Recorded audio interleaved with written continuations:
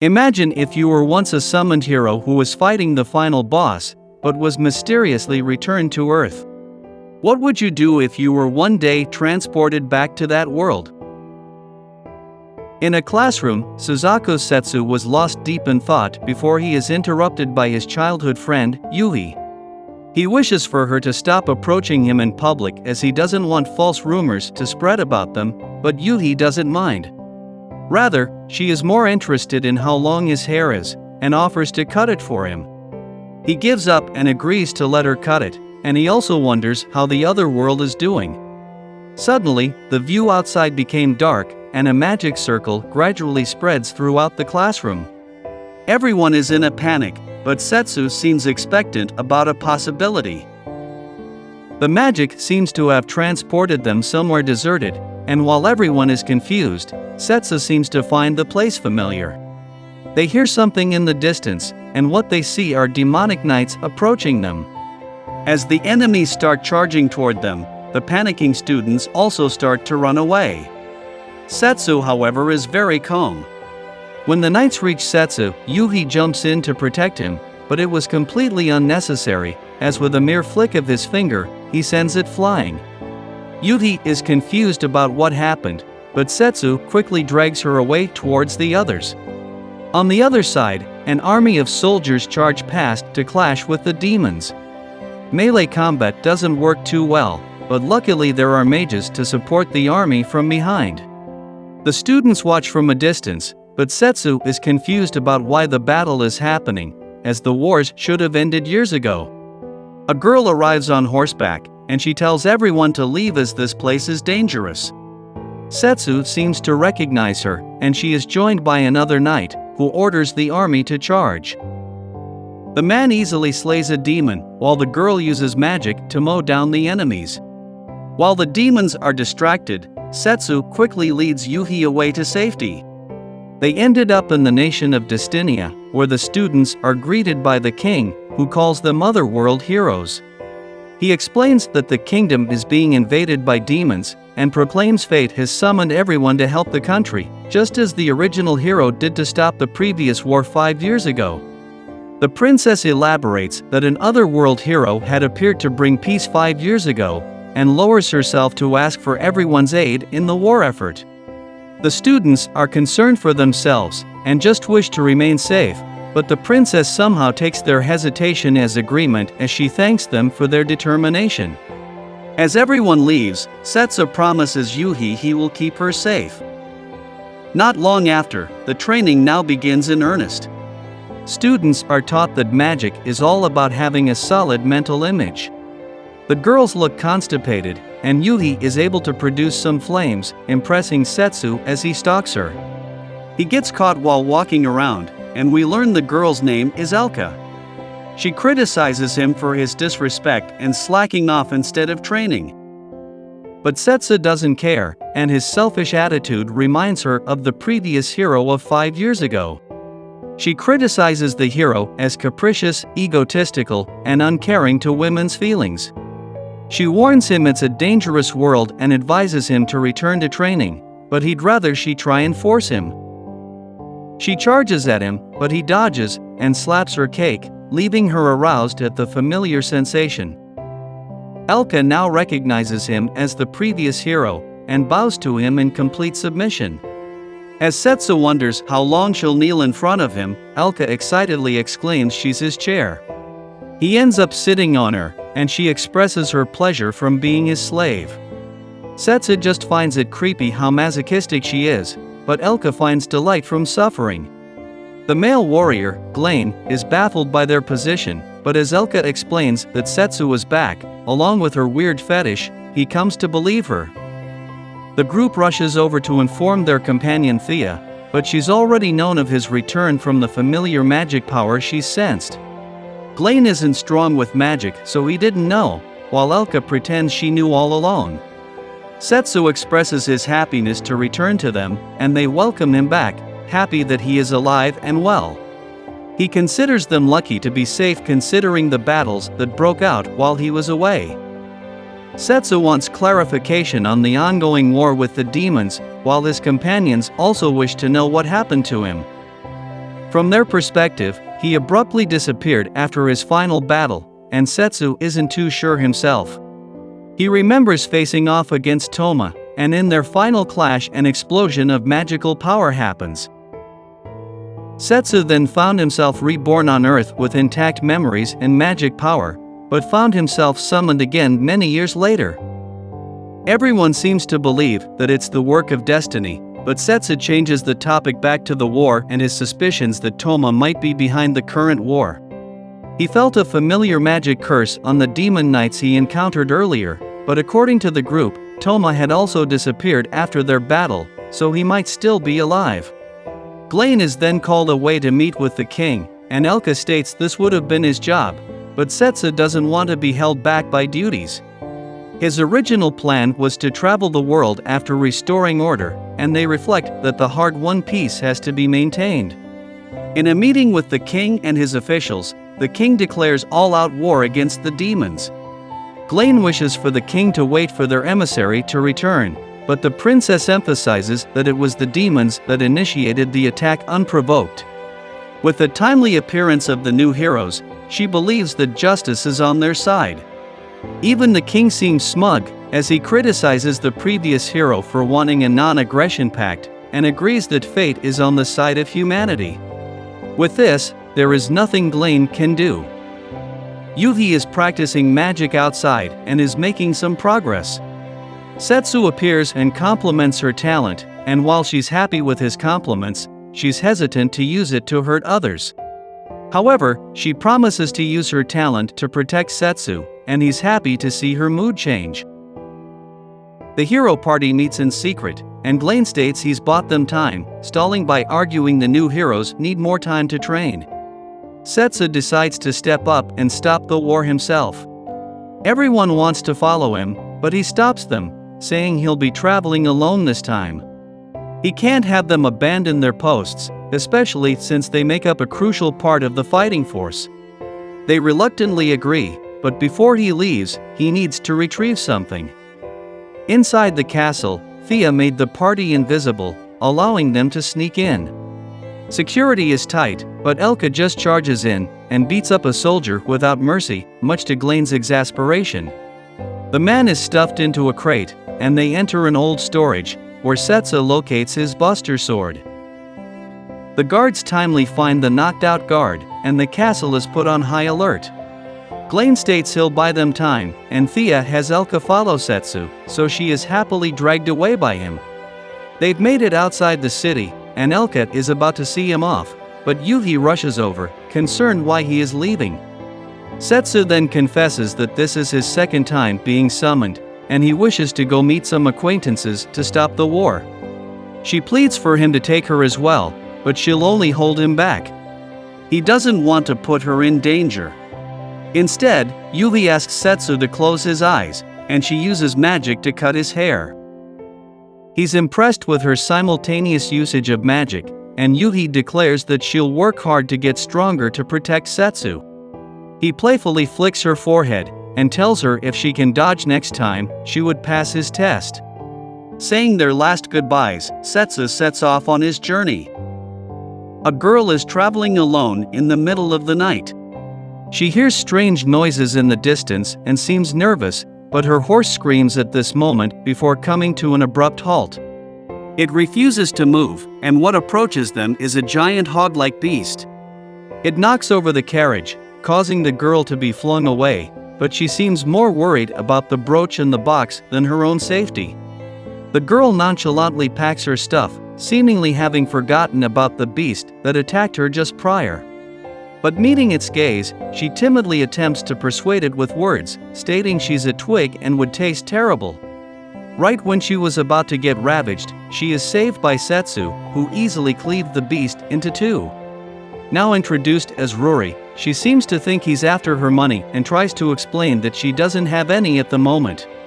She begs for him to wait for her to gather funds, but Setsu was simply passing through the area and is just glad she's safe. He gives her a hand, but his face seems to remind her of someone she's once seen in the past. Setsu questions why she hadn't hired any guards, and Ruri explains that she was in such a rush that she didn't have the time to look for one. He kindly advises her that money isn't worth risking death and was about to leave, but she calls out to him, requesting that he be her guard instead.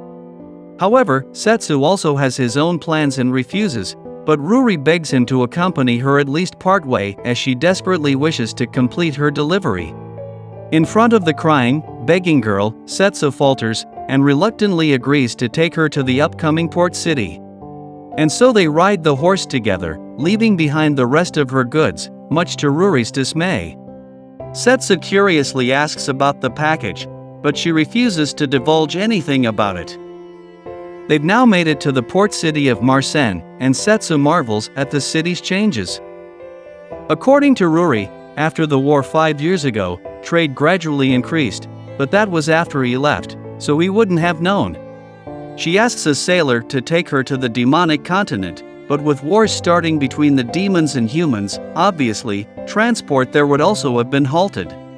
Her delivery requires her to go to the demonic continent, so she continues to ask around, but to no avail. Taking pity on her, Setsu was about to approach her, but he witnesses her stopped by some guards in the distance. They are Knights of Destinia that are conducting safety inspections at the port. They ask for her merchant identification documents, and proceed to mock her occupation, calling merchants money grubbers. They want to inspect her bag as well, but she refuses, and they decide to harass her and forcibly confiscate the valuable for non-compliance. Setsu steps in at this moment, and he taunts them for trying to search when they don't even have a search permit. Talk about abusing their authority. He introduces himself as her guard, and as the provoked guards start to draw their blades, it draws the attention of nearby crowds. Seeing the negative attention, the leader calls for a retreat, but not before threatening them. Setsu is then pounced on by a grateful Ruri, and she wonders what she can do to repay him. In the distant sea, we can see a large shadow lurking under the waters. Later that afternoon, Ruri feeds Setsu some food as thanks for earlier. Setsu also compliments her for maintaining her smile when they were bullying her, much to her embarrassment. She then asks how he knew they needed a permit, and he attributes it to a friend that was a stickler for rules. Setsu asks how she will proceed from here, and Ruri states she would continue to ask around town for someone willing to take her to the demonic continent. Otherwise, she would consider buying a ship as a last resort. Seeing how resolved she is, Setsu gives her a suggestion, exciting her. He is also on his way to the demonic continent, so he will allow her to accompany him, but his condition is that she rest well for the night at an inn. He's noticed how hard she's pushing herself to the point of not eating and demands she rests. At an inn, they prepare to sleep as Setsu tells Ruri the bath is available for use. Before heading in to wash, however, she asks for Setsu to hold onto the box for her. His sincerity in helping her has won him her trust, and Ruri is willing to show him what's inside. She explains to him that the item inside is the very last job her grandfather took on. Upon seeing the brooch, Setsu seems surprised, seemingly recognizing the item. Ruri then starts to tell him about her grandfather.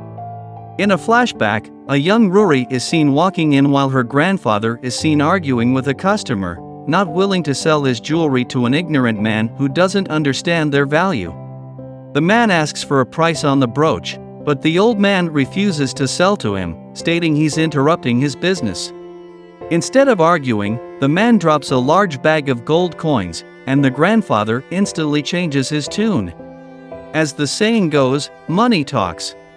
After the man leaves, Ruri comments that the grandfather once said pride was the most important thing for a craftsman, and he agrees, stating that without it, you'll get lost. Sometimes, however, there are exceptions. Her grandfather was a famous jeweler who was considered one of a kind in his craft throughout the nation of Destinia. Long after the man bought the brooch, someone else one day came in to request a repair for it. The brooch was the piece that her grandfather was most proud of, so he dedicated much effort in trying to fix it. However, he was terminally ill, and he didn't have much time left. He reiterates to her that money is important, but only because you need it to protect what's important to you.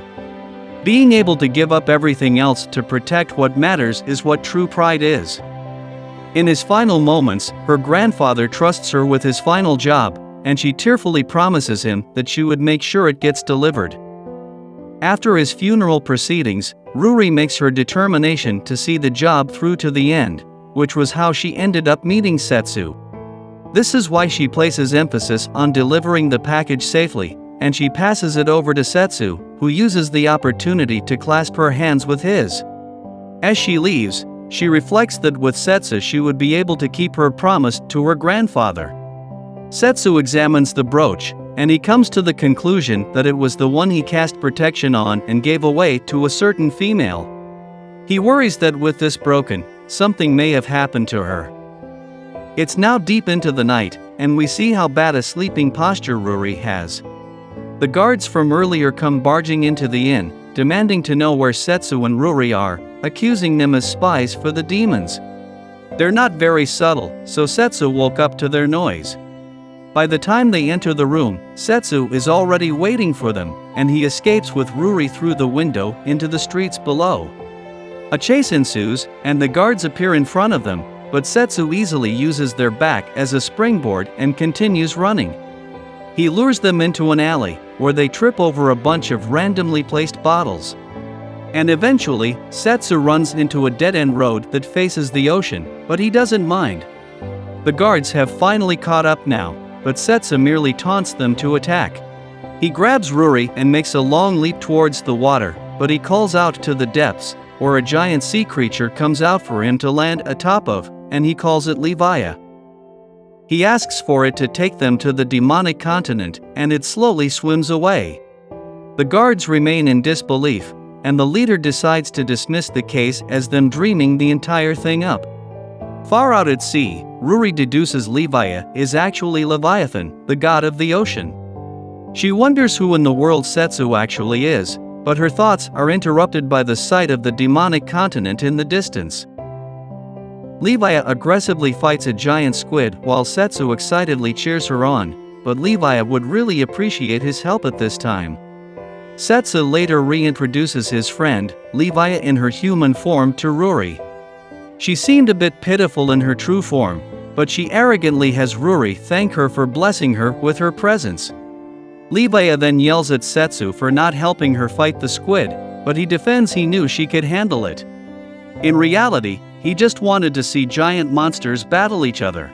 He's disappeared for 5 years, and the long-awaited meeting ends up with her used as transportation, followed by an intense battle, so her irritation is understandable. Ruri interrupts to ask what they'll do to the giant squid, and Leviah pushes that job to Setsu. His solution is fried squid. Ruri hesitates to eat it, but she quickly comes to enjoy the taste. Leviah states it's not bad, but she'd prefer it raw. From their current location, a fishing village is nearby, and further beyond the mountains is the Demon Lord's castle. At Ruri's confusion, Setsu tells her he also has business with the package's recipient, and that their destination is the Demon Lord's castle. Leviah finds it strange a human is delivering a package to Desu, and Ruri gets surprised she actually knows the recipient. Realizing her ignorance, she reveals that the package recipient is the Demon Lord, Desu, which causes Ruri to panic. They must travel the rest of the way on foot, but Leviah plans to return to the sea, which prompts Setsu to request she continues with them.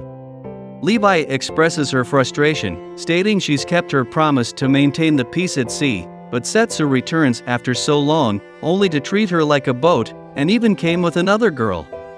Suddenly, young demon children show up, advising him to take responsibility and apologize as a man, which prompts him to shove food to shut them up, but it only makes them more rowdy. Leviah tells them there's plenty more to go around, and Setsu is forced to haul the squid over to their village. The village is in desperate straits, as a giant squid is preventing them from fishing, and the war with humans have halted trade, so they worry they will soon run out of food. But at that moment, Setsu timely arrives with the squid, and the village holds a celebration at night. Leviah is worshipped as the ocean god, and is presented the best drink the village has to offer. They offer her some sushi as well, and she comments she prefers it raw, but sushi is as raw as it gets. In the stands, Ruri sells squid rings from earlier to the villagers, while Setsu is responsible for making it. Levi teases that he's making them too slowly, and the annoyed Setsu showcases his cooking ability to the public, which greatly impresses them. A distance away, a demon named Vlad sees the fire in the village, and concludes humans must have invaded their shores. Vlad is the head guard of the demon lord, and he draws his blade as he rushes over to fight the enemies. The festivities have ended, and Ruri seems to have gotten drunk on juice. She wishes to know how Levi met Setsu, so she tells Ruri the epic battle between them when he tried to cross the ocean without her permission. Setsu then recruited her to help him end the war.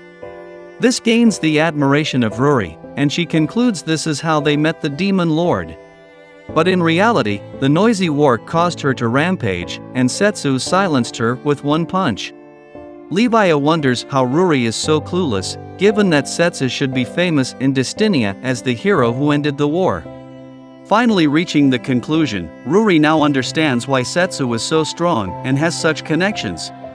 Levi once again brings up her frustration with Setsu treating her like a boat, and Ruri questions if she's still mad, but Levi seems happy to see him again.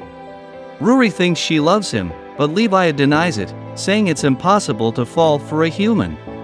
But she admits she was waiting for him to return. A sudden explosion happens, and Vlad makes his appearance. He declares he'll protect them, but everyone just stares at him weirdly. The children offer him squid rings in pity. Setsu finally sold out the squid, and he heads over to where Levi and Ruri are. Levi catches some fish using magic, preferring to eat them raw. Vlad appears to apologize for earlier, and Setsu comes over to greet him. He immediately recognizes Setsu from his magic and sword. Setsu questions why the demon lord's closest deity is here, and Vlad responds that he was looking for Levi, but he didn't expect to meet Setsu as well. He implores them to save the demon lord.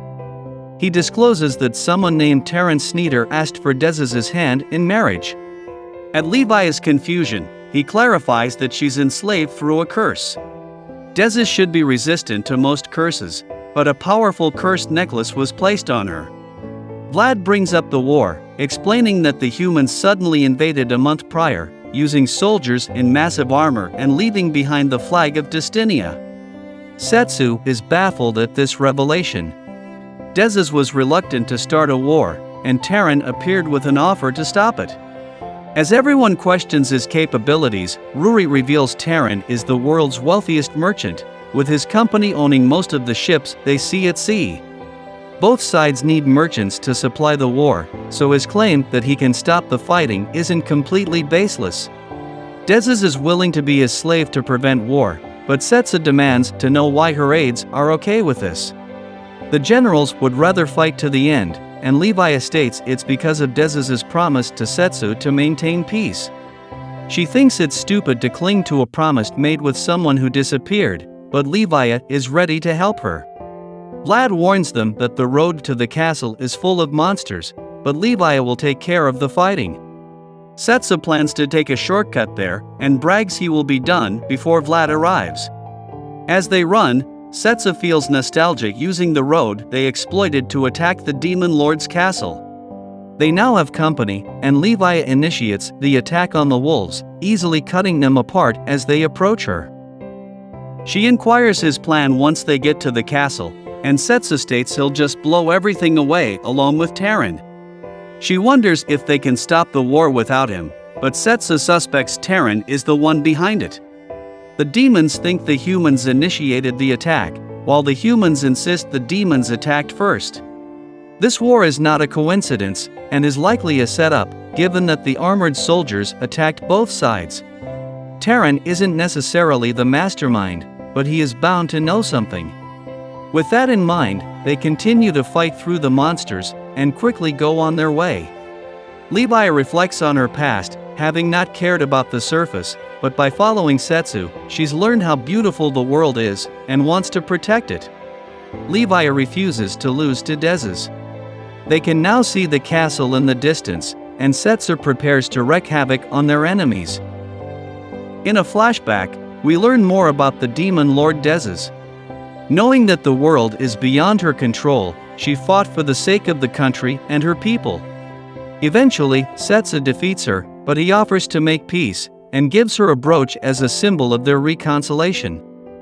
Not long after, Desu receives news of his sudden disappearance, but regardless, she plans to keep her promise to maintain peace.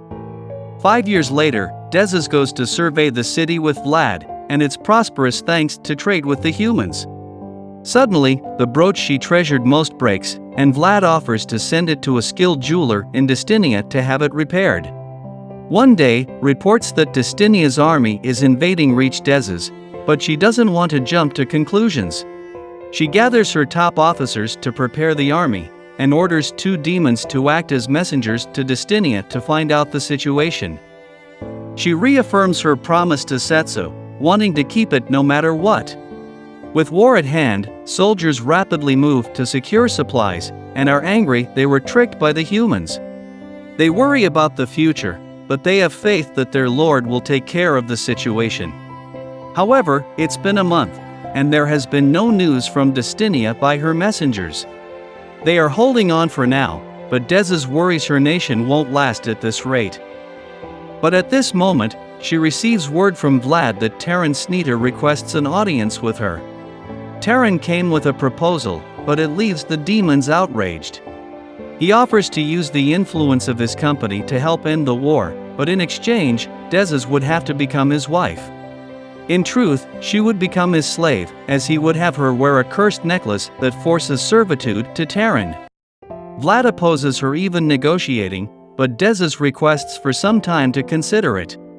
Terran takes his leave, but teases that she doesn't have much time to make her choice. Desu is deep in thought, and concludes this might be the only way to keep her promise to Setsu. Vlad then enters, and insists she should reject the offer, stating her army is ready to fight till the end, but knowing this is why she can't refuse. She questions if he thinks she's a fool, but Vlad excuses himself, stating he won't give up. In a carriage, Terran reports to a hooded figure that things are proceeding smoothly, and soon the kingdom will become theirs.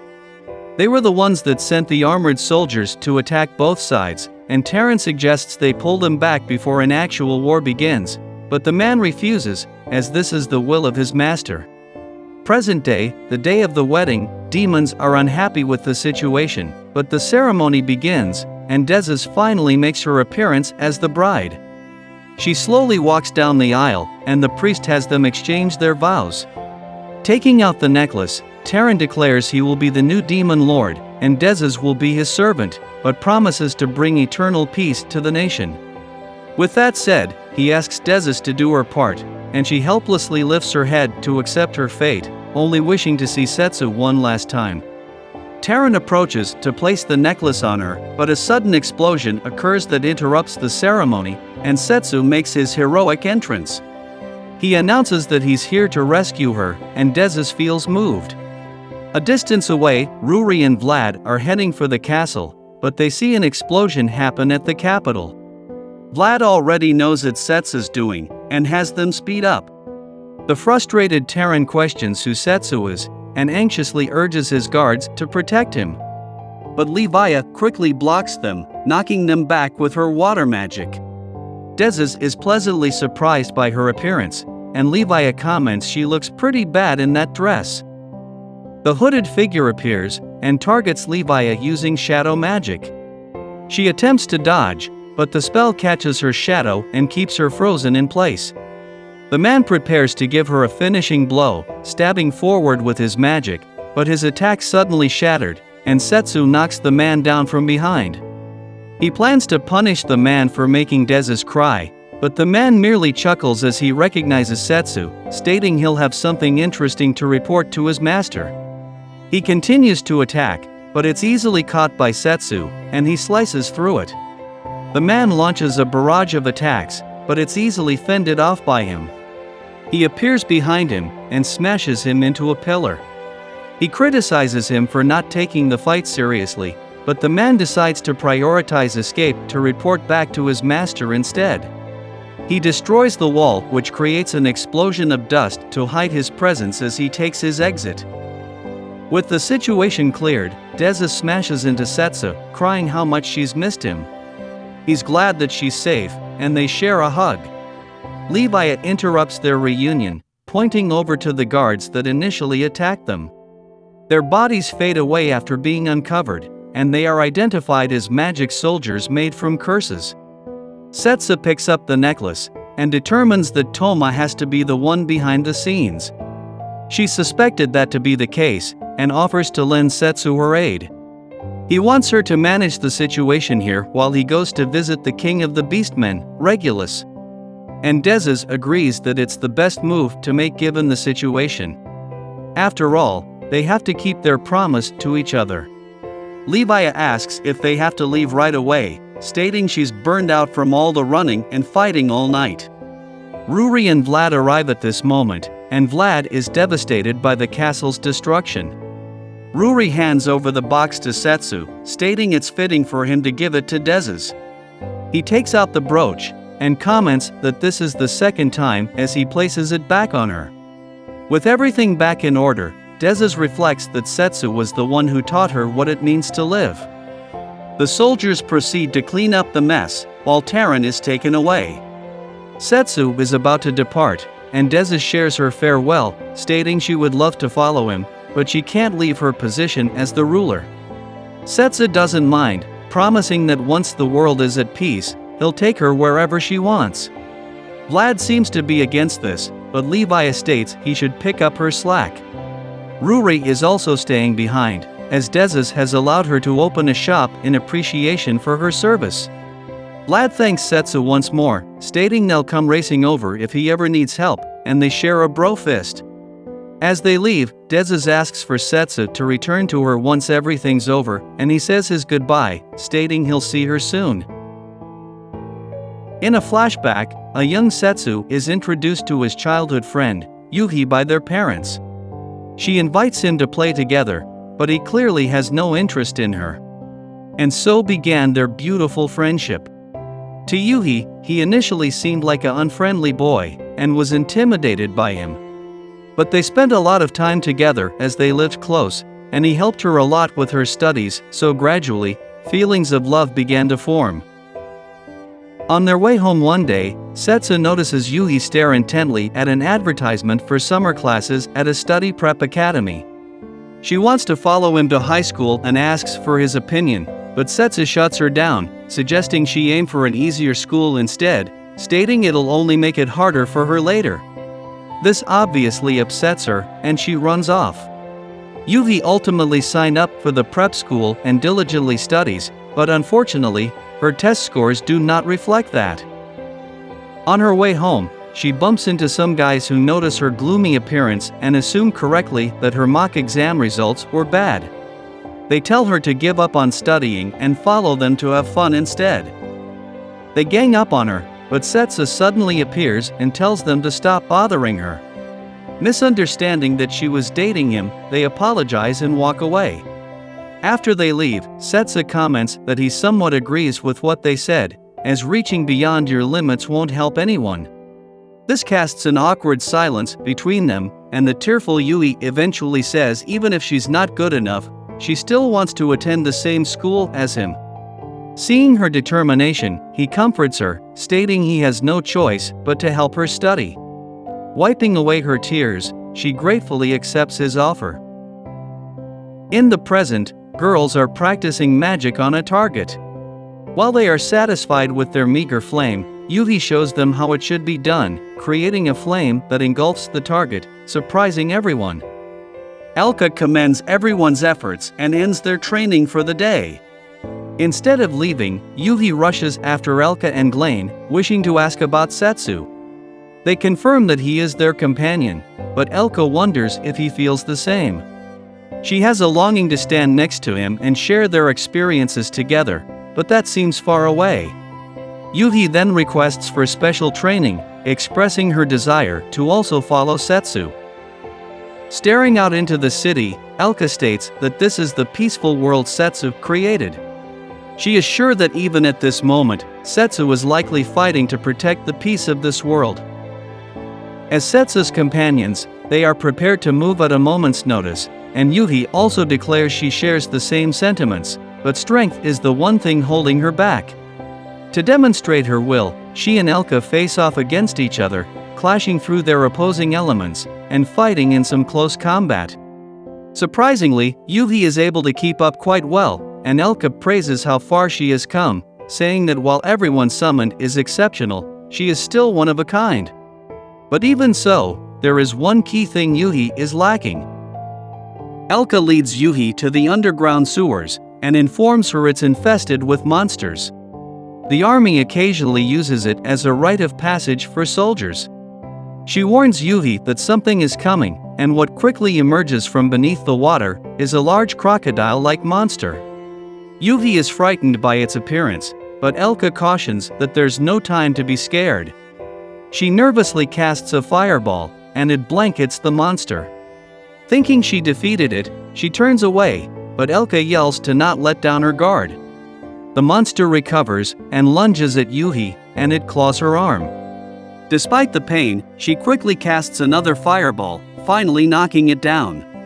It's still alive, however, and Elka orders her to finish it, but she hesitates.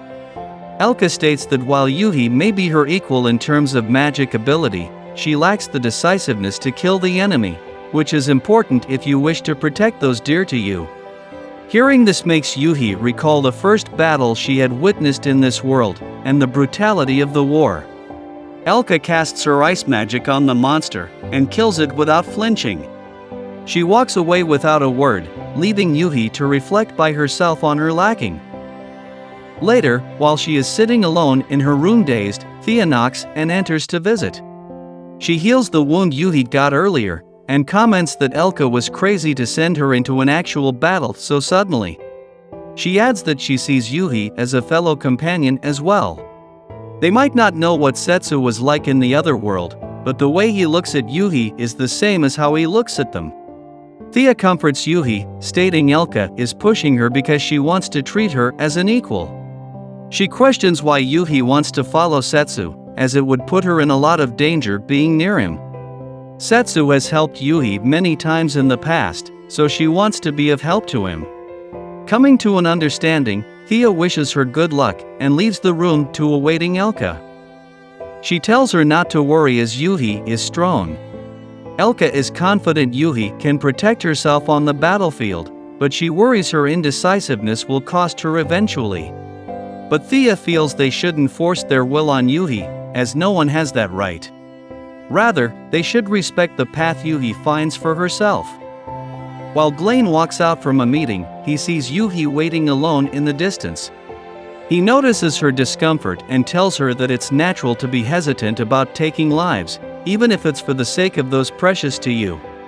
She asks how he gets the courage to fight, and he states he simply chooses to inflict pain on others than allow those around him to suffer. This is what works for him, so he advises Yuhi to find an answer for herself, stating Setsu would also want the same. A way to stay true to herself while fighting. Yuhi seems to have found an answer. During practice, Yuhi utterly destroys the target with her magic, creating a giant crater, and causing unconcealed surprise from everyone. She heads back into the sewers with Elka to demonstrate her found determination. With the approach of a monster, Yuhi requests Elka to witness her answer. She casts a fireball on the monster, creating a pillar of flames, seemingly burning the beast to death from the intense heat. Elka is impressed by her strength, and was about to admit her determination was shown, but Yuhi interrupts to tell her that the monster has not yet died. She only incapacitated it, and Yuhi declares that she will never take a life, nor is she willing to lose. With a smile, Elka accepts her answer, stating it's just like Setsu's. But she warns that this requires a lot of power to pull off, and Yuhi promises she will get stronger to follow through her determination. Sometime later, the king issued his decree that the knights will leave for the demonic nation in order to protect their citizens. Glain demands the students to prepare themselves both physically and mentally, and dismisses them. The students worry about the coming war, but Yuhi internally asks Setsu to wait for her. She dramatically climbs the stairs to her waiting companions, now finally accepted as their equal. After crashing a wedding and saving the demon lord, Setsu determined he should next travel to the Beast Kingdom and seek the help of Regulus, the Beast King. He's separated from everyone, but Levi still accompanies him, and they go on their way in a carriage. Watching her lazily stuff herself with snacks, Setsu gets frustrated at her lax attitude. In contrast to her cool promise prior to setting off from the demonic kingdom, her current demeanor doesn't give him much confidence in her. But she argues there's nothing to do until they reach the port, and she would have to ferry him after, so she just wants to enjoy herself till then. Feeling guilty, Setsu switches topics to ask why they can't use magic to teleport themselves to their destination, as it would be much faster. It's called transfer magic, and Levi explains how complex the process is, taking years of preparation and a ton of magic power to make it happen. They have no choice but to move on foot. That said, travel takes effort, and she demands Setsu compensate her, wanting his portion of the cookies that he helplessly hands over. The carriage suddenly stops, and additional people prepare to board, but one of them seems to recognize Setsu. He happily greets her as crybaby Eliza, and she tearfully calls him master, defending that she's no longer a crybaby. He formally introduces her to Levi, stating that they traveled together for a while when he was last summoned. She announces herself as his top student, as he taught her essential combat techniques every night, beating it into her hard. Eliza then introduces her companion, Amel, who calls herself her younger sister. She's not really her sister, but it somehow ended up that way. Eliza demands to know where Setsu had been, having left her behind for 5 years, and he is forced to give an explanation. He brings her up to speed on what happened, and she now knows his current quest to thwart Toma's plans to reignite the flames of war. With that said, he invites her to join him and travel to the Beastman continent. However, she is currently caught up in a serious situation. After Setsu's disappearance, Eliza took monster hunting jobs to continue her training, and it led her to a village that requested she slays a dragon. It was a nice, quiet village named Zathro. They offered her housing, and she ended up rooming with Amel, who was also living in the village at the time. As they eat together, Eliza compliments the fresh food, which is hard to find now that the demons are at war with the humans. She asks Amel if she's been living alone, but is informed that this house is actually her brother's. Amel isn't from the village, rather she was found and taken in by her brother 2 years ago. But ever since the dragon's first appearance, he had mysteriously disappeared, leaving her alone ever since. Feeling sympathy for her, Eliza comments that the village is a nice place, and she plans to rest here for the time being, so she asks to treat her as a sister. And Amel happily accepts her offer, calling her Big Sis. Setsu wants clarification on whether Amel's brother was killed by the dragon, but that doesn't seem to be the case. Every time the dragon attacked the village, villagers would go missing. If the dragon had taken them somewhere, there should have been signs of struggle or evidence of battle. However, everyone disappeared without the slightest trace, no exceptions. They agree that this is definitely not normal. Instead, Eliza disabled the protection ward, in hopes of luring the dragon to attack and have it defeated by her. She tells Amel to go back home where it'll be safer, but before she leaves, Amel wanted to show her the butterfly that she caught. It flies off, but the girls share a happy moment together as Amel gleefully states she wants to introduce her to her brother. Not long after, the dragon appears and attacks Eliza, but she nimbly jumps around and stabs into its arm, causing it to fly away. She tried to chase after it, but it managed to escape. So she heads back, only to find everyone missing, somehow leaving only Amel as the sole survivor. With no one left, she decided to take Amel to the city to have someone take care of her, which was how Eliza ended up crossing paths with Setsu. It's a dire situation that leaves them all baffled, so Eliza asks if Setsu has any idea of what's going on. He doesn't know anything either, but he and Levi are willing to help, getting the girls' appreciation. Levi suggests that the whole village became zombies through necromancy, but Setsu refutes the possibility as the villagers vanished without a trace. But Levi insists the zombies merely turned invisible, and that the dragon is also an undead. Setsu brushes off her theory, so she then suggests a siren, having heard tales of people going missing from and among sailors. But the village is in the mountains, making it impossible. Amel chimes in that sea monsters have a distinct smell that makes them easy to identify, even pointing out Levi's scent. Setsu would rather believe that space aliens are what's abducting the villagers, but Levi finds him foolish. Feeling sad, he then suggests maybe the monster could take human form, and avoided pursuit by hiding amongst villagers. He asks if Levi could do something similar, but she denies she would do such things. This surprises Eliza, and she asks if Levi is a dragon, but she clarifies she is the sea god.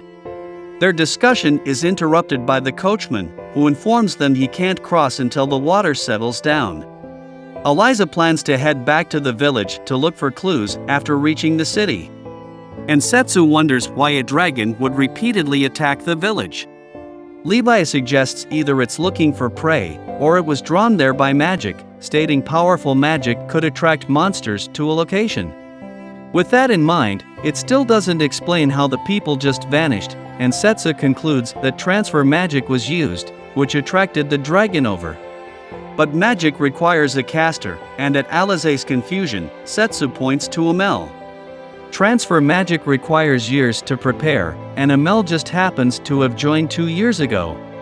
She tries to deny the accusation, but what confirmed his theory is when she told Levi she doesn't smell bad. Levi is the sea god and can tightly control her magic, making her unidentifiable to others, but somehow Amel knew she was a sea monster. No longer refuting, she explodes the carriage and seemingly takes the form of a dragon, confirming his suspicions. Setsu calls Eliza his top pupil, and she rushes over to assist him. When the dragon slips on the ground, he has Levi coat his blade with her magic and sends a slash into its open mouth.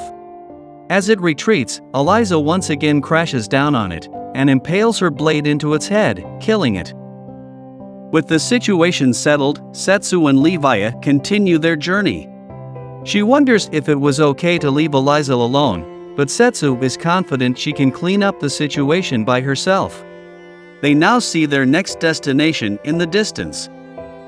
Now back in the village, Eliza reflects on her past with Amel, but gets interrupted by the still-alive Amel. At her shock, Amel mocks Eliza for thinking she died, stating her sense of smell is dull. She reveals that the villagers were all turned into dolls, the very same magic soldiers that started the war. The person named Amel never existed, and she reintroduces herself as Meluar, the monster master. She reveals it's the name given to her by Setsu's archenemy, Toma. In the port city of the Beastmen continent, Leoport, we see a young girl named Shironeko walking down the busy street. Upon seeing her, a stall owner offers her some fish. Another shop provides some meat for her to take back as well. In this manner, many shopkeepers continue to give away large amounts of their goods, thanking her for helping them secure their supply chains. She is still growing, and also has a younger sister to take care of, so the adults are more than happy to share, reasoning that beastmen should look after each other. She sincerely gives her thanks, promising to repay them before moving on. Shironeko seems popular with the children as well, as they flock to her and request that she teach them how to fight monsters again, wanting to be strong like her. But she refuses, as fighting is her job, and the children should instead be out playing. By the end of her stroll, she can no longer carry any more food, and the townsfolk laugh at her expense. It was a hard struggle, but she manages to open her door, and greets her sibling, Mineko. Mineko notes that everyone loves her too much, and Shironeko states she'll give away the excess food to others in need. She suddenly begins to violently cough, and is swiftly given her medication for her to drink. She apologizes to Shironeko for holding her back, but all the elder wants is for Mineko to be healthy, telling her to not give up. Her only worry is that the medicine is running out. Sometime later, Setsu is seen bargaining with a sailor, requesting that he loan them a boat for their use, but the man refuses, stating there currently isn't any. But Setsu is reluctant to back down, even willing to ride the man's back if needed. With no other choice, Setsu confirms Levi would once again have to ferry him, which irks her because she spent the last 3 days swimming non-stop. She's the only one he can rely on right now, so Levi kindly offers to take him the next day, but the man interrupts to inform them that a ship would be available then, ruining the mood. And the man introduces them to a nearby inn for them to stay the night. At the same time, Shironeko enters an inn, where the innkeeper named Koroinu hands her a bottle of medicine. She procures the expensive medicine for her, but she doesn't mind helping, hoping for Mineko's swift recovery. Koroinu then changes topics, informing her of her next job, which is more troublesome than the other ones so far. It's an assassination job, and Koroinu shows her a bounty paper with the target's portrait. She explains that with the completion of this particular job, Shironeko would never have to work another day in her life, and would easily be able to afford the medication Mineko needs. As she hesitates, Setsu and Levi coincidentally enter, wishing to stay at the inn for the night. Shironeko takes note of Setsu's appearance, confirming that he is the target as she takes her leave. Back at home, she notices Mineko's lack of appetite, causing her to worry about her deteriorating health. Realizing that she must secure more medicine, Shironeko makes up her mind to take the job, and tells Mineko that she has one more thing to do tonight. Unbeknownst to them, Mineko seems to be wearing a cursed necklace. Setsu and Levi are sound asleep in their room. The innkeeper opens a side entrance to the inn, where she informs the waiting Shironeko that they are asleep. Shironeko is determined to follow through, but before that, she requests to call Koroinu her older sister. She has been taking care of the orphan Shironeko and Mineko, which is why they are still alive today. To Shironeko, she is practically family, and she wonders if they could find a quiet place to live together after this job. Koroinu doesn't mind being called sister, and encourages Shironeko to complete the job for her younger sibling, and hands her the key to Setsu's room. As she rushes inside, Koroinu reflects that it's been a long time since she was last called sister. Shironeko silently enters the room, and slashes down at Setsu. But she notices too late that it's illusion magic as Setsu attacks her from behind, sending her flying through the window. He probes whether she follows Toma, but Shironeko gets confused, and asserts she must take his life. She does a partial beast transformation, and proceeds to use magic on him to no avail as he easily cuts through it. He counterattacks, grabbing her head, smacking her face, and sending her crashing to the ground, knocking her out. Setsu immediately notices remnant curse magic on her, and concludes that it likely transferred to her from another source. Watching from a distance, Koroinu quietly slips away. When Shironeko finally regains consciousness, she immediately notices Setsu and was about to lunge at him, but is stopped by Mineko, who explains they found her unconscious and brought her back here. Setsu wants her to play along, and she meekly thanks him for the help. Understanding the gist of their circumstances, he informs her that Mineko's condition isn't from an illness. He casts magic on her necklace, which reveals the dark magic that lingers around her body. It's a powerful curse, and Levi suspects Toma's involvement, but Setsu worries more about how to save Mineko. Shironeko begs him to save her sister, willing to do anything, and he coolly replies to leave it to him. He warns that the process will be unpleasant, but Mineko pleads him to continue. As she lies on the bed, Setsu calls out a chant, gathering magic into his hand, which gradually takes the shape of a strange sword. He introduces it as his trump card, Gluttony. Setsu orders it to devour the curse, and it begins to suck out the dark magic from within her. But it takes a large toll on him. A kunai suddenly flies toward him, but Shironeko jumps in to take the hit instead. It turns out to be Koroinu, and she criticizes Shironeko for failing her job and even protecting the target. She gets blown back by a burst of water, however, and Levi steps in to guard Setsu. He remains immobile while removing the curse, so Leviah steps in, confident she can handle a mere innkeeper. More kunais are easily blocked by a wave of her arm, and Koro-Inu confirms Leviah is the sea god. She mocks whether Leviah can even wield her strength on land, but what Koro-Inu doesn't know is that the sea follows wherever Leviah goes, and she is easily knocked down to the ground.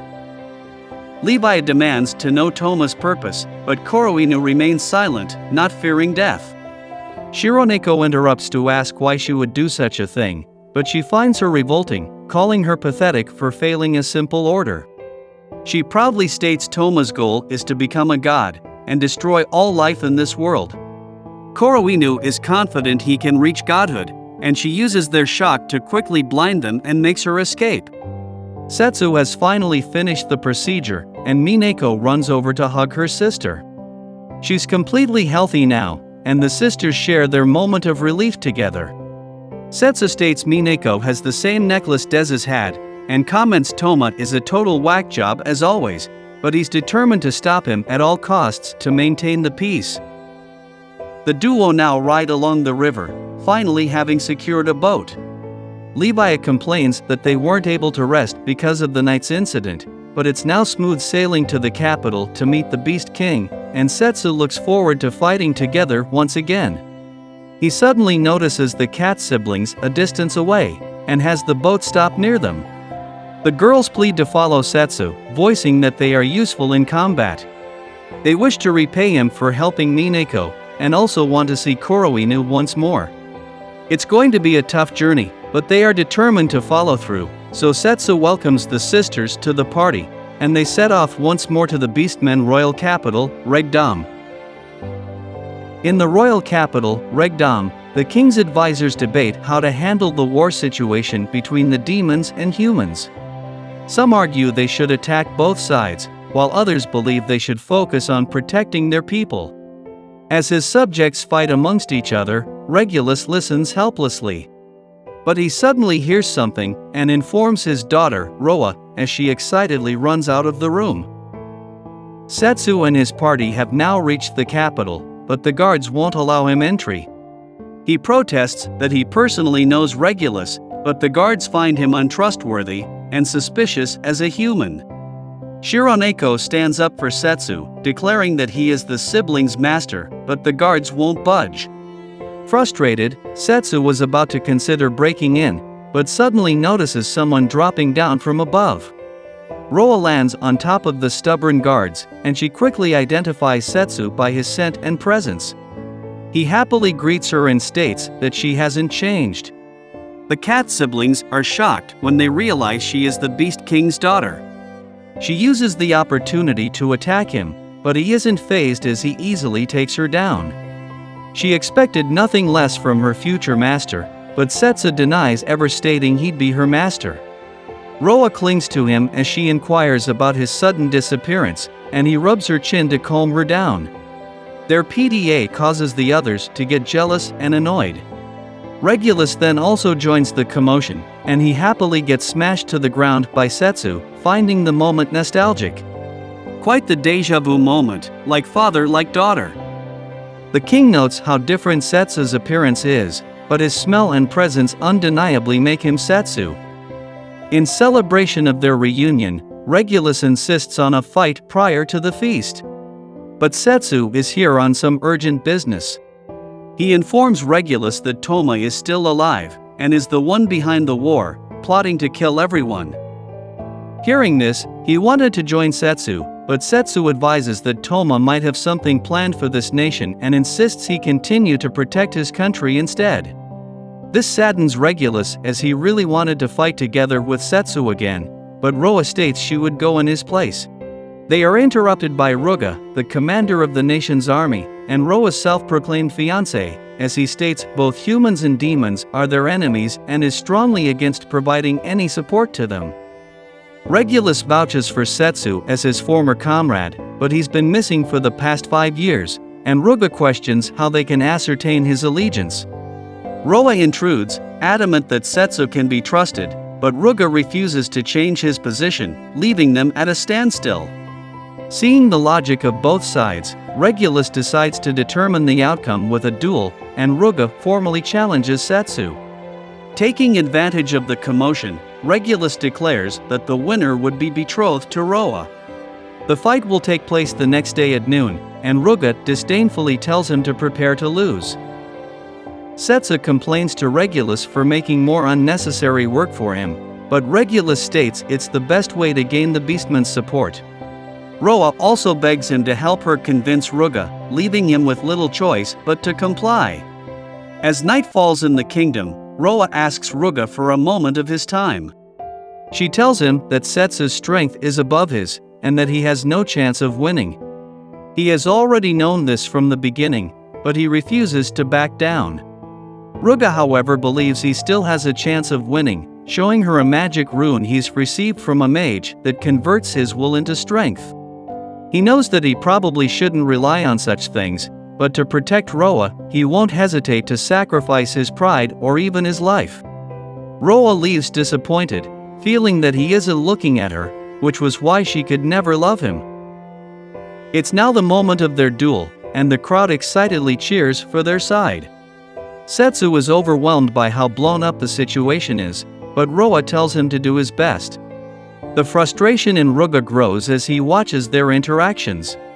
Regulus explains the rules, and declares the start of the battle, and Ruga immediately charges at Setsu. But he continues to easily dodge his attacks. His range attacks are also easily deflected, leaving him speechless. Setsu tells him to stop wasting time, and Ruga releases his beast transformation, turning him into a giant beast. It apparently makes him several times stronger than before, but it makes little difference to Setsu as he casually lifts and slams Ruga to the ground. The girls expect no less from him, and Setsu wants Regulus to quickly call the end of the battle, but this only serves to anger Ruga, believing that Setsu doesn't see him as a worthy opponent. His frustrations activate the rune, and a voice whispers into his ear, mocking his weakness. In a flashback, Setsu was seen training Roa in the art of swordsmanship. She refuses to acknowledge him as her master, stating he'd have to beat her before she accepts him. Dueling is the way of life for the Beastmen, and he accepts her challenge as she charges in to attack him. Ruga was watching this from a distance away, and it leaves him very frustrated at his own weakness. Remembering the past causes his anger to peak, and he exclaims that he can't ever allow himself to lose. Ruga is now berserk, and blasts magic at Setsu, sending him flying. He immediately recognizes it as the curse's power, and Levi tosses him his sword. Ruga wildly charges at Setsu again, and Setsu slices off his arm, but it immediately regenerates.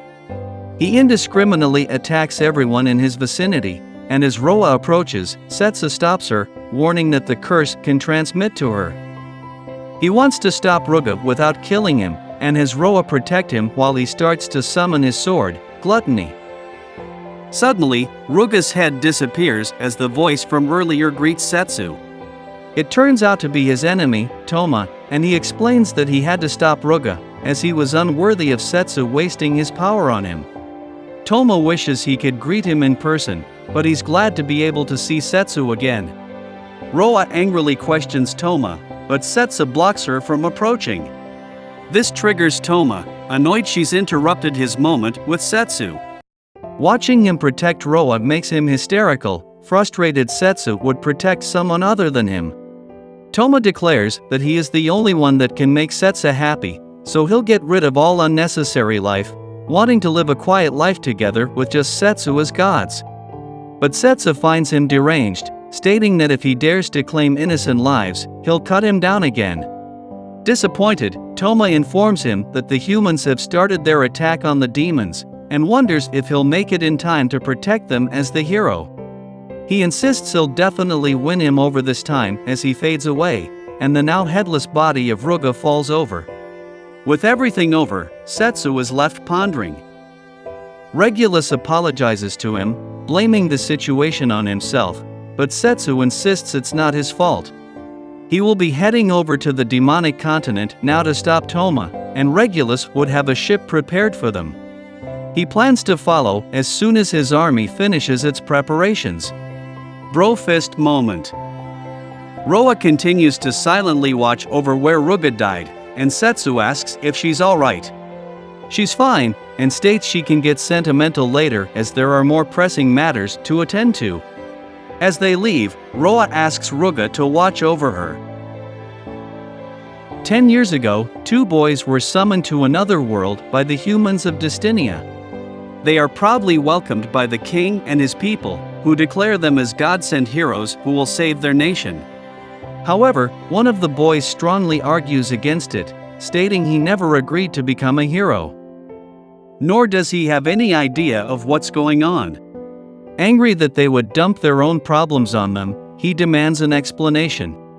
When the king asks for his name, he introduces himself as Setsu. Later, he is seen practicing hard on the field by himself. The other boy wonders how Setsu can remain so calm after everything that happened, but he states that knowing monsters and demon lords exist, they have no choice but to become stronger. But the other boy doesn't want to fight in a war and is too afraid to do anything. However, complaining doesn't change their situation, and despite how unfair it is for them, doing nothing will not solve the issue. Seeing the boy's despair, Setsu encourages him. Since they're in the same boat, they should do their best to survive together. He's positive things will work out eventually. Calling the boy Toma, Setsu wishes for them to stop the war together. Toma is pessimistic, feeling there's nothing they can do to stop the ongoing war, especially given how weak he is in comparison to him. But they are the chosen heroes, so how would they know what's possible before they even try? Setsu states that they are like brothers from the same hometown, so they should support each other to survive, so he will protect Toma. With the promise made between them, it's another brofist moment. Eventually, Setsu decided to leave, wanting to see the world as part of his journey to stop the ongoing war. Toma promises that he'll get strong enough to help end the war, and they promise to meet on the field after becoming real heroes. He greets the waiting party, and they leave to begin their long journey for peace. Time passes, and Toma is recognized by the king for his valor and accomplishments in battle, earning the title of knight, and is now known as the Silver Hero. He has now garnered a following of soldiers who are optimistic about his future, and Toma feels he's now one step closer to their promise. His followers are willing to sacrifice themselves for his dream, and he happily leads them into the war. A battle breaks out at a temple, and the human soldiers work to break down the entry into it. They charge in, and Toma orders them to show no mercy to the enemy, as he ruthlessly slaughters the demons. He reaches an altar where a headless statue holding a necklace is enshrined. Demons that seem to be priests shout their surrender and beg to be spared, but Toma happily denies their pleas, stating the war needs to end. One of his guards informs him the temple has been cleared out, so Toma prepares to reorganize and head back out. As he walks away, however, a voice suddenly calls out to him, and the necklace on the statue glows with an ominous purple aura. It states that it can see inside his heart, but Toma brushes it off and prepares to leave. However, it promises to grant his deepest desires, and give him the power and destiny to do so. Remembering how Setsu left him behind, Toma begins to hesitate, and the allure from the necklace can no longer be resisted, as he reaches out to grab it. The fighting continues, and eventually even his closest aides seem to have fallen, leaving him to wander the battlefield alone. A messenger arrives with urgent news from the royal capital announcing a truce that was declared for the sake of peace. All forces are to immediately cease hostilities. The leaders of the other forces will be passing through this area soon, so Toma and his soldiers are ordered to protect their safety. A carriage appears at this moment, but he immediately recognizes one of the magic signatures. Looking inside, he sees Setsu among the group as they head to the capital, but Toma is confused by why Setsu was there. Desu and Regulus join the human king in signing a peace treaty, and Blaine unveils the monument that memorializes everyone's hope for everlasting peace. As Setsu's achievement is celebrated, Toma stares at him in a daze. The capital has a festival to commemorate the end of the war, and Toma comes over to talk with Setsu. He praises him for being able to end the war, but Setsu denies it, saying he just went to places and did as he pleased. Toma feels he could never do the same, but Setsu encourages him, stating he's an important person now as well. Their talk is interrupted by Elka, who tells him to hurry over to celebrate with them, and he prepares to head over. But Toma calls him back, telling him that he's also achieved a lot during his time, and eventually found a way to achieve his wish. With the war now over, he wonders if Setsu would head back to Earth together with him, having found a way to return. Setsu questions why he should go back. With the war now over, he wants to travel the world and see what it has to offer and live a leisurely rest of his life. This frustrates Toma, as he doesn't seem to understand him, nor does he see his perspective. Setsu wishes him good luck for when he returns and walks away, but Toma doesn't want to be left alone again. Recalling the promise they made to stick together, the gem gives a baleful glow. Corrupted by it, Toma declares that he will kill all living things that get in between them, wanting Setsu to return back to the way he was. His initial promise to protect Toma became a twisted desire by Toma to monopolize Setsu for himself. He attacks Setsu, who barely manages to block the sudden attack. Toma states that Setsu's companions have tricked him and such people are unnecessary. The world only needs him and Setsu. This is what led to the final clash between them that eventually sent Setsu back to Earth. His party finds the aftermath of the battle, but neither of the participants were found.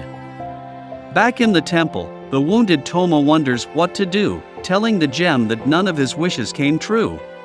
He feels tired, and reflects that he's alone to the end, but the jewel suddenly emits a glow and shows him a vision. Somewhere, a secret society is conducting experiments on their imprisoned test subjects, inflicting countless painful and deadly measures on them. The subjects can only despair as they are experimented on, feeling that there is no place for them to live in the world. Realizing that there are others like him, Toma sets out to save them. The building where the cult is located starts to rumble, and it begins to crumble everywhere. Realizing that they are under attack, the society quickly flees, leaving only the test subjects behind.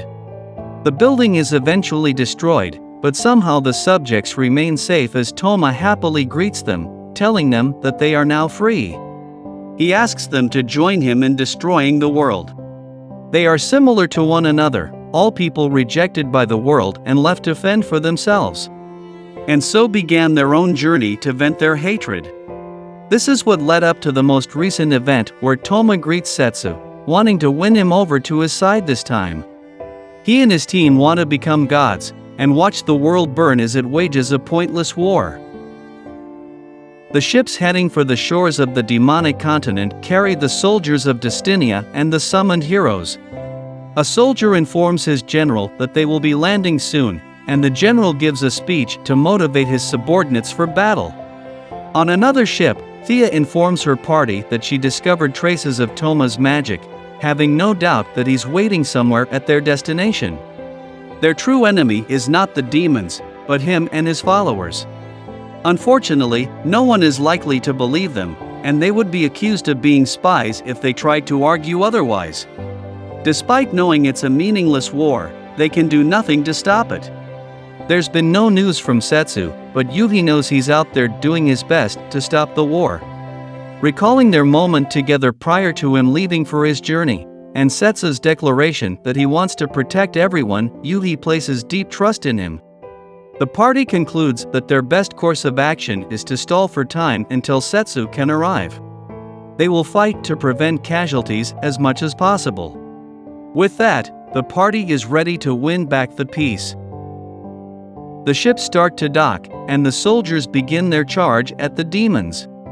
They are bombarded with magic to prevent their approach, but the magicians return fire, destroying the defenses and allowing easier entry into the demons' camp.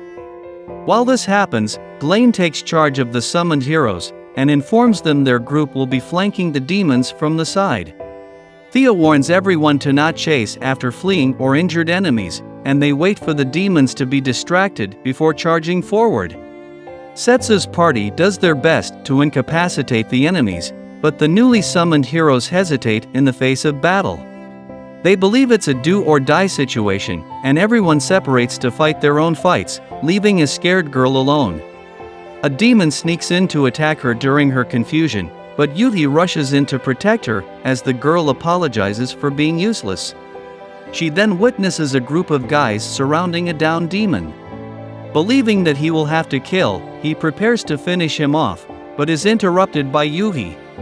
She believes it's wrong to kill someone unable to fight back, but this is war, to kill or be killed. As she continues to argue her views, they suddenly hear a laughing voice in the distance which mocks her for her idealism in the midst of war. Summoning circles start to appear throughout the sky, and magic soldiers begin to drop out from them. Yuhi immediately recognizes them, remembering the time Setsu protected her from its attack. A woman is also called out from one of the summoning circles, and she immediately attacks the nearby human soldiers. The demons confuse them for reinforcements, but the magic soldiers indiscriminately attack. The situation is starting to get out of hand, and the party realizes that the magic soldiers actually contain people. Observing the swordswoman, everyone is shocked to realize that she is actually Eliza, a comrade they fought together with in the past. Meloir shows herself to the party and happily states she made Eliza into her doll. She suggests everyone to become her puppets as well, so that they could all stay together forever.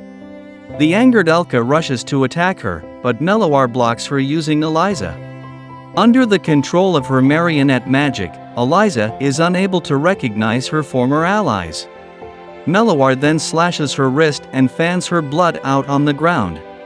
Thea notes that the blood is not normal and is actually concentrated magic power. It starts to grow larger and take the shape of large monsters, and she realizes too late that Meloir is a monster tamer. The monsters begin to rampage against the party, but they are still no match against them. When the magic soldiers also begin to attack, Thea quickly covers for Glaine, easily blowing everything away. Yuhi also proves her strength to them, and everyone regroups, leaving only Meloir and Eliza. This irritates her, angry they are so strong without any drugs or modification. She orders Eliza to attack, and Glaine steps forward to face her, quickly knocking her out with his sword. Elka then charges at Meloir and pierces her through the chest, destroying her magic organ and declaring the fight is over.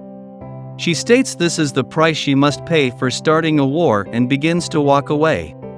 However, Meloir refuses to die and slowly gets up, shocking the others as they notice her magic power rising despite her source of magic being destroyed.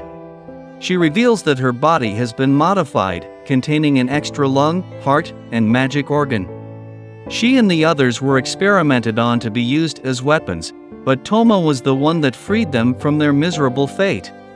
In order to destroy such a corrupt world, she wishes to fight for him.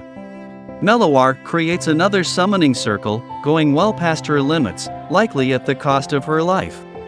What comes out is a large amalgamation of monsters, a chimera. She leaps on top of it, and uses a technique to fuse half her body with the monster, fueling her magic power into it with her remaining life force.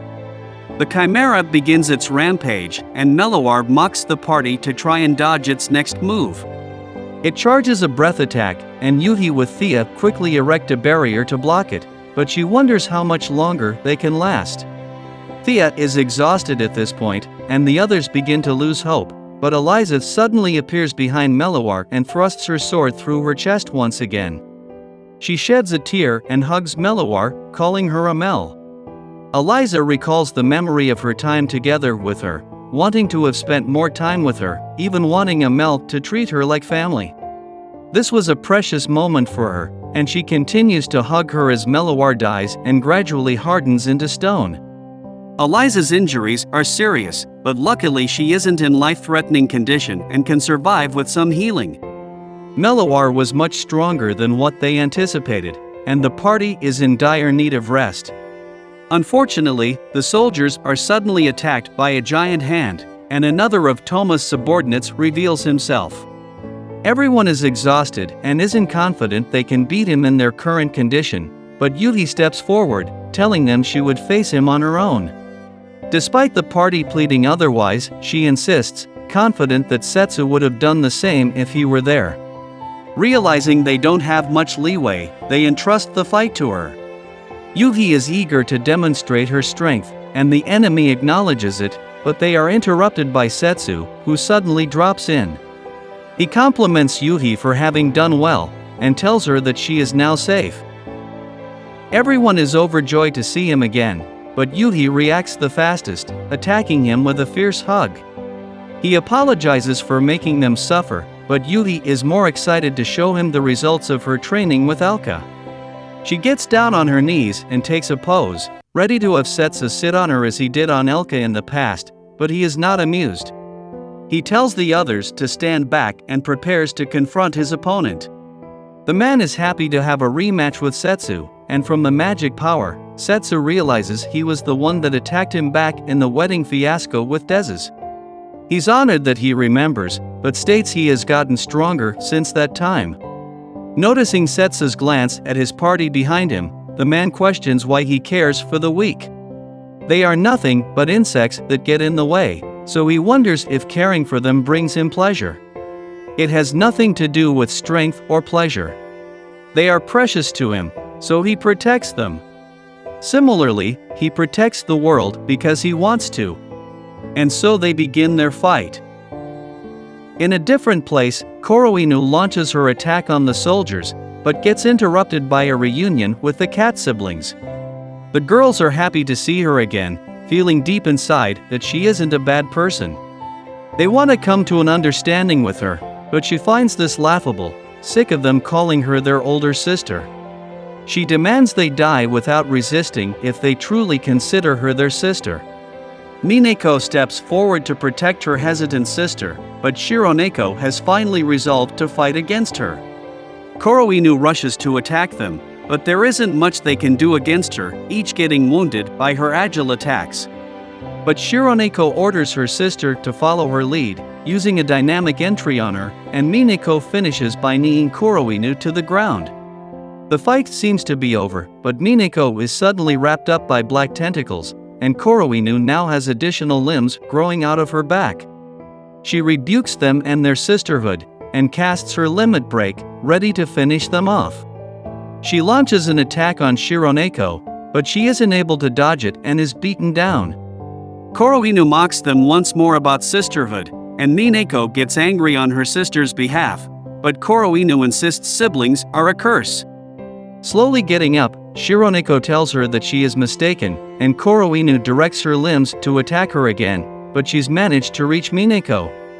Holding out their arms to each other, they call out a fusion technique, which rips Mineko free from her bindings, and the sisters take on a new form. They instantly appear behind Koroinu, and calmly note that she is afraid of them. Angered, she summons more arms and bombards them with it, but they effectively tear them off by spinning rapidly. They've now broken all the arms on her back, leaving Koroinu unable to fight. But she doesn't want to stop, feeling she would be unable to face her siblings if she gave up like this. The sisters beat Koroinu back down and unfuse themselves. Shironeko wonders if she also had siblings, but Koroinu doesn't clarify as she sheds a tear, and is left unconscious as the limbs of her sisters seemingly wrap around to comfort her. At a different location, soldiers gather to fight a single enemy. He introduces himself as Verdos, dressed like a drag queen, and tells them their efforts are not enough. He wishes they'd stab him harder and give him some pleasure, and Roa appears to throw him back. The demons recognize her, and she informs them that she is part of the reinforcements sent to assist them. Verdos is surprised to know she is the Beast King's daughter, but her strength still isn't enough. She notes that his body is as hard as iron and assumes his body isn't normal, and he commends her accurate observation. Through excruciating torturous experiments since young, his iron body is the product that came from it. He was saved by Toma in the end, so he feels that it worked out, but this angers Roa, as Toma is unreasonably trying to destroy the world because of his delusions. Verdos sees nothing wrong with this, as it's the privilege of the strong to enforce their will. In the same manner, Ruga was a tool for the strong, and his mention of him riles Roa into charging at him once more. She declares that for messing with the pride of the beastmen, she will crush him. No matter what his body is made of, she will just keep pounding it till it breaks. Finally getting serious, Verdos releases his attack. His power allows him to freely control his body into metallic particles and shape them to his liking. He propels his balls of steel into Roa, rapidly attacking her and leaving her critically injured. He's saddened she's already broken and tells her that pride is meaningless before turning around to leave, but she's not finished just yet. She corrects him that pride in protecting what's important matters, and she's willing to risk her life for it, going Super Saiyan. She charges at him once more, ignoring the balls that pelt against her. Verdos recalls that those of the Beast King's bloodline, moments before their death, would burn their lives to take their enemies down with them.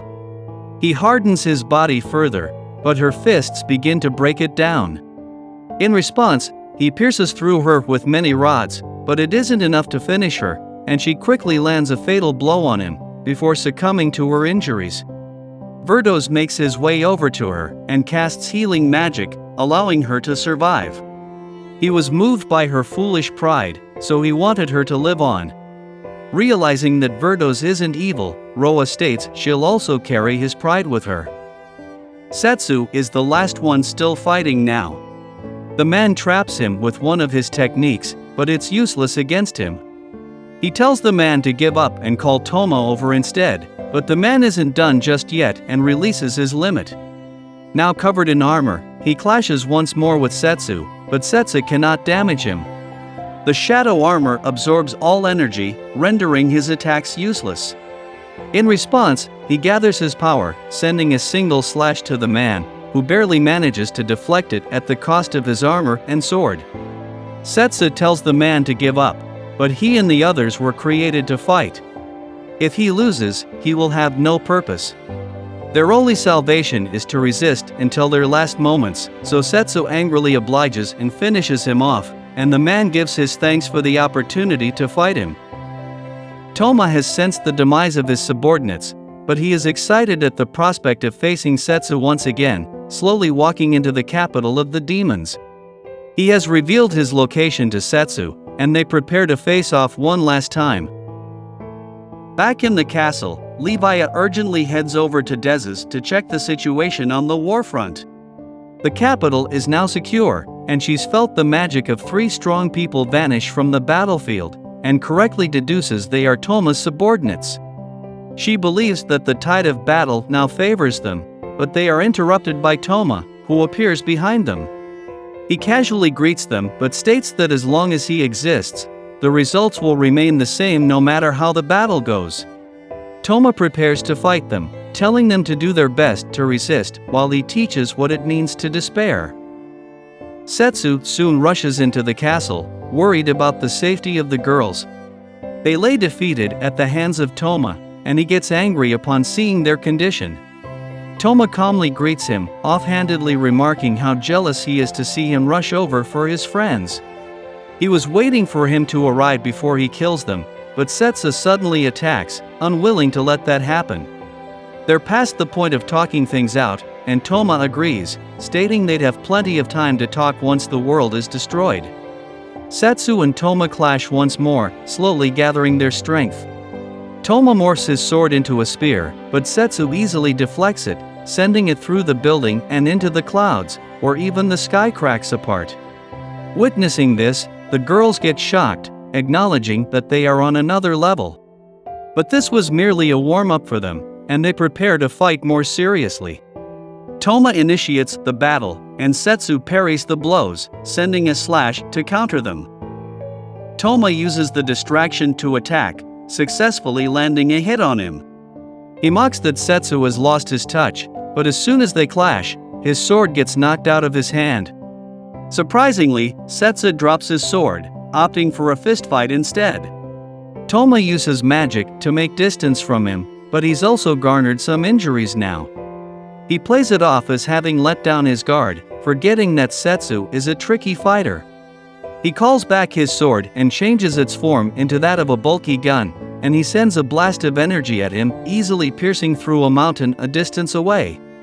Worried that Toma would start shooting everywhere, Setsu swiftly approaches him and kicks him into the air. They begin an aerial battle, and Toma is unable to land a hit on him. Frustrated, he transforms his weapon into a machine gun, trying to pelt Setsu instead. It seems to have worked, but he's blocked it using a magic shield. Setsu then summons his own favored weapon, Gluttony, and has it devour the incoming attacks. He starts to gather his magic, unleashing it as two sword slashes at Toma. While they remain at a standstill, Setsu's friends gathered together to cheer for him. He tries to convince Toma to give up once more, but as Toma recalls how Setsu went on his journey, gained new allies, and ultimately left him alone, he heatedly begins to charge his power. Feeling it up close, Setsu realizes that this power is not actually Toma's, and recalling the past, confirms what it is. Willing to sacrifice part of his life for power, Toma demonstrates his own limit break, shocking everyone with his oppressive strength. A new phase of the fight begins, but Setsu can only do his best to dodge and is unable to approach Toma. Toma is impressed he remains unharmed in the onslaught and directs his attention to Setsu's allies instead. Setsu realizes too late at what's happening and hastily tries to devour the attack, but some of it still goes through. Luckily, a magic barrier was erected with the support of everyone, and they managed to remain unscathed. An infuriated Setsu begins his counterattack, and Toma briefly loses sight of where he is. He rapidly sends a barrage of attacks at him, eventually causing Toma's weapon to break apart. Setsu moves in close and hits a critical blow on him. As he falls, Toma recalls the memories he's made together with Setsu. He remembers the promises Setsu made and the struggles he had to be recognized by him, only to be brushed off for Setsu's newfound friends. Toma's energy runs berserk, and he creates a giant cannon that fires directly at Setsu. He tries his best to block it, but it's too much, and he is sent plummeting to the ground.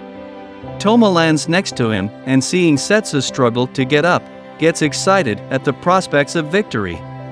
Finally beating the one he struggled to reach, Toma justifies his reason to destroy the world as correct.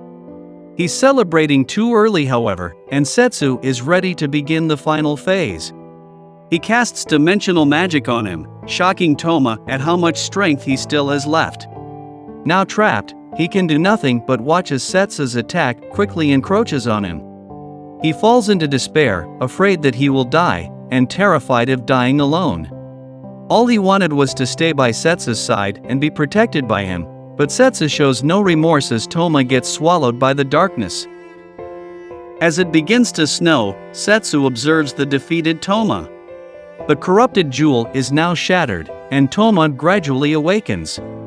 Killing him was never his objective. Setsu took a risk and used his sword to swallow the curse on Toma instead, hoping to bring Toma back to his senses. After all, he promised to protect him. Toma did many unforgivable acts, but he'd rather him atone for his mistakes than kill him. Everyone rushes over to their location, and the war finally comes to a close. Later, Toma awaits his sentence in prison. Setsu informs him that his punishment is to use all of his magic to create a transfer spell and send the students back to Earth. He's shocked that it's such a simple judgment, but this will render him unable to use magic anymore, and he will become a harmless regular human. With this in mind, Setsu encourages Toma to also take the chance to return to Earth and start over. This punishment came after long negotiation by Setsu, and the leaders reluctantly agreed to it. Realizing Setsu kept all of his promises with him, Toma sheds tears.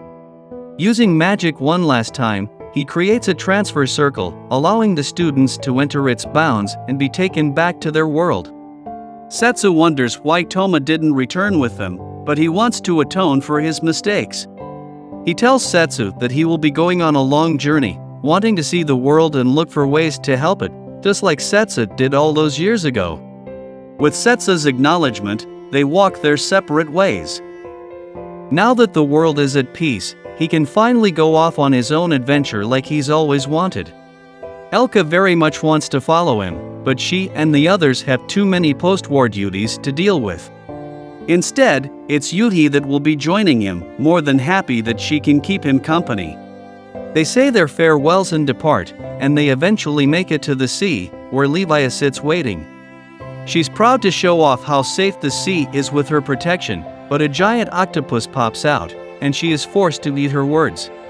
Levi pathetically gets entangled with it as Setsu and Yuhi watch on. In the demon capital, Setsu approaches Desu, happy to see the nation recovering well after the war. Desu shows him over to Ruri's shop, which is doing extremely well by selling the calamari she got to eat with Setsu in the past. In the Beastman's capital, the guards once again bar Setsu's entry. And once again, girls drop down from the sky to greet him. Roa became the commander of the army, while the cat siblings stand as her deputies. He's glad to see everyone doing well for themselves, and they all share a laugh together. But the world still has many things yet to be discovered, so their adventure continues onward.